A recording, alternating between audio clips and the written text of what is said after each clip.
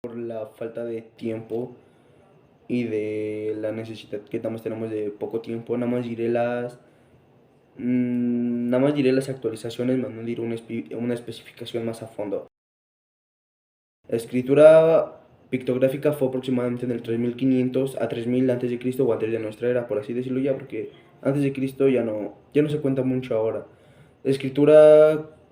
cuneiforme fue aproximadamente en el 3200 antes de nuestra era, pasando a la escritura jeroglífica que fue en el 3100 antes de nuestra era, que como sabemos pues, viene de Egipto por su respectivo nombre. Después pasamos a la escritura silábicas, que fue aproximadamente en el 2500 a 1500 que ya se empezaron a unificar las primeras sílabas y eso ya fue donde se vio uno de los mayores cambios radicales que tuvo la escritura. Después fue el alfabeto fenicio, que fue aproximadamente 1200 antes de nuestra era, que fue el primer alfabeto que representaba, que hacía que los signos o las letras en ese entonces tuvieran ya un sonido específico. Después el alfabeto griego, que fue aproximadamente en el 900 antes de nuestra era, que como se conoce ahora es casi lo mismo que el actual del siglo XXI, pero con un pequeño cambio, bueno, una pequeña actualización. Después pasamos a la época romana y escritura latina,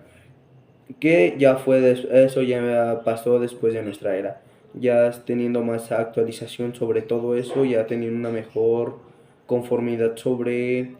los temas y todo eso. La Edad Media, ya fue donde se empezó a ver la primera actualización y donde ya el humano podía reconocer más las letras y poder copiarlas tal cual se veía. Que ya se podía eso desde la primera, pero ahora se podía ver un poco mejor.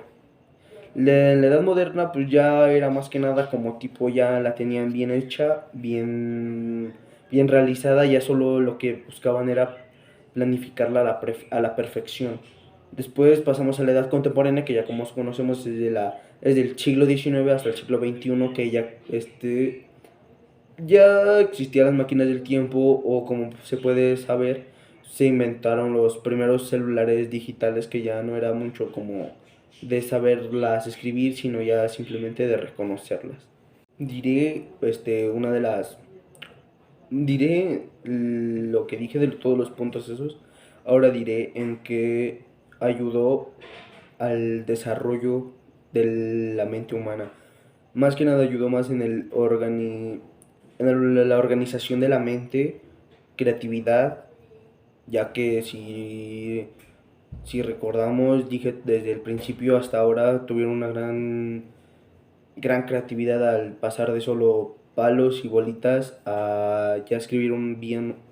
una letra bien sin ningún fallo y fácil de reconocer. Este podía servir como método de inspiración y como método ¿cómo por así decirlo? Motivación por seguir modificándolas, teniendo un poco más de ventaja en el sentido de que este, cada, cada lugar podía mejorarla aún mejor de lo que ya la había mejorado. O simplemente como método de facilitar la comunicación entre entre otras comunidades, ya que si sabemos en esas épocas no era muy común el que supieran hablar bien, sino era conocido por su vocabulario sin sentido, por así decirlo, y ayudaba más que nada a fortalecer la memoria y el razonamiento, ya que ayudaba a fortalecer la memoria en el sentido de que te enseñaban la letra y ya al repetírtela mucho hacía que se fortaleciera, haciendo que se te quedara grabado lo más que se pudiera. Poniendo por falta de tiempo no puedo explicar un poco más o más que nada profundizar aún más todo el tema como podría hacerlo, pero supongo que dije lo más importante que debía tener y los puntos más importantes que abarcó desde desde el año 3500 hasta el siglo XXI después de nuestra era. Y pues sin nada más que decir, muchas gracias por la atención y gracias por ver.